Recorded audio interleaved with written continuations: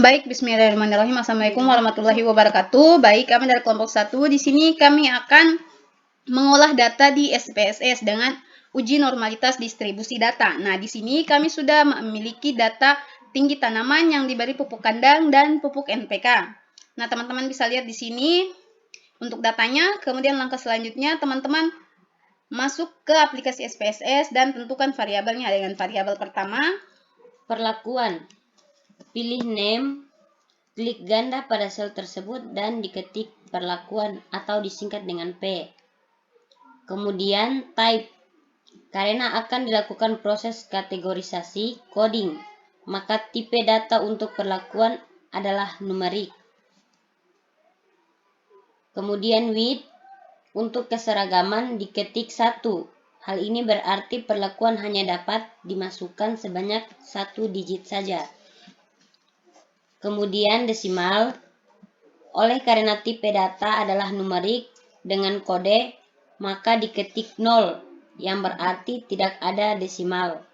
Nah, baik, di sini ketika kita akan mengetik desimal untuk mengubah menjadi 0 itu tidak bisa, maka teman-teman perlu mengubah width dan desimalnya dahulu. Dengan cara ketik edit, klik edit, kemudian pilih option. Teman-teman masuk ke data. Nah, di sini ada width dan juga decimal place. Nah, sedangkan tadi ketentuan yang diinginkan yaitu width dirubah menjadi 1. Berarti teman-teman rubah width-nya menjadi 1. Kemudian desimalnya menjadi 0. Tetap. Kemudian klik OK. Nah, setelah itu sudah jadi. Teman-teman sisa rubah desimal menjadi 0. Nah, selanjutnya pada label, diabaikan saja bagian ini. Namun jika pada name hanya diketik dengan P, maka pada kotak label dapat diketik perlakuan.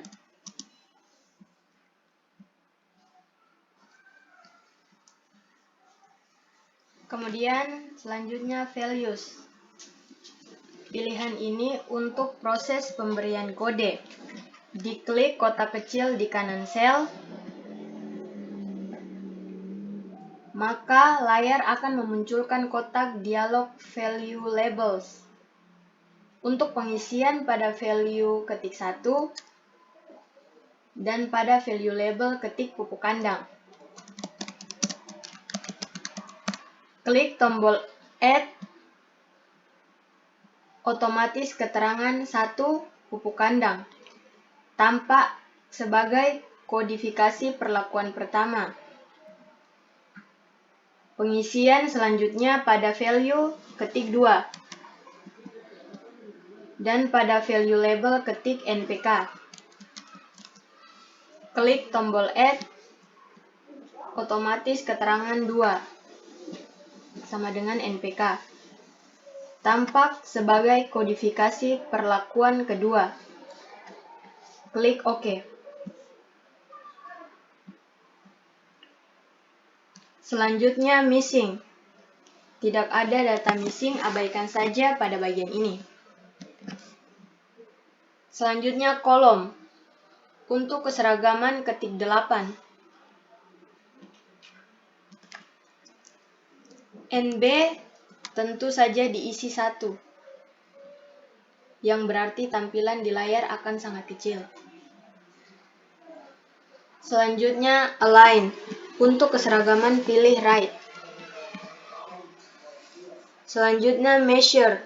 Pilih ordinal. Biasanya dengan adanya proses kodifikasi 1 dan 2, SPSS secara otomatis menganggap sebagai data tipe ordinal atau scale. Selanjutnya variabel kedua, tinggi tanaman. Bagi yang name, klik ganda pada sel tersebut dan ketik TT. Kemudian bagian type, oleh karena variabel akan berisi data rasio, maka biarkan saja default numeric. Kemudian di bagian width, untuk keseragaman diketik 8, maka jumlah karakter yang dapat dimasukkan maksimal 8. Bagian desimal, karena data tinggi tanaman memiliki 1 desimal, maka diketik 1.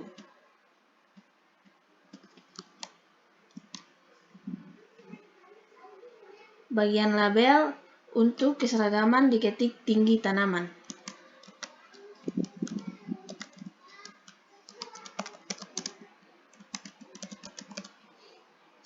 Selanjutnya abaikan saja yang lain.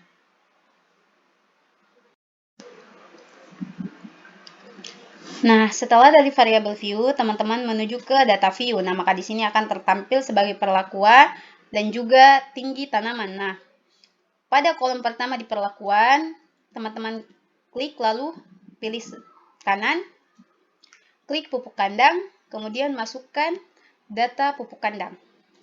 98,7.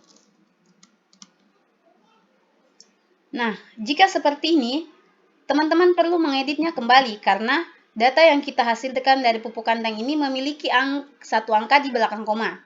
Dengan cara teman-teman masuk ke edit, kemudian pilih option, kemudian data dan decimal place. Teman-teman klik 1 di sini, kemudian oke.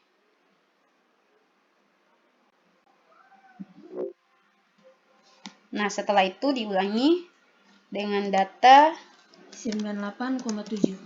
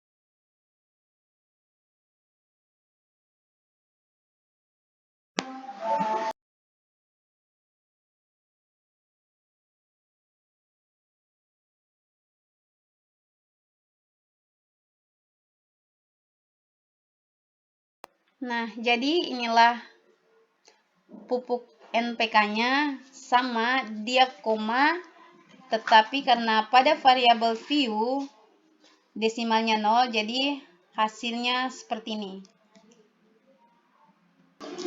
Kemudian menguji kenormalan data dengan Kolmogorov-Smirnov test. Dari menu utama SPSS dilakukan analyze, ketik non-parametric text. Kemudian teman-teman pilih -1 sampel Kolmogorov-Smirnov test. Kemudian pada variabel list kita pindahkan tinggi tanaman ke variabel list. Nah, langkah selanjutnya pada distribusi teman-teman pilih normal, kemudian klik OK. Nah, inilah hasil one sampel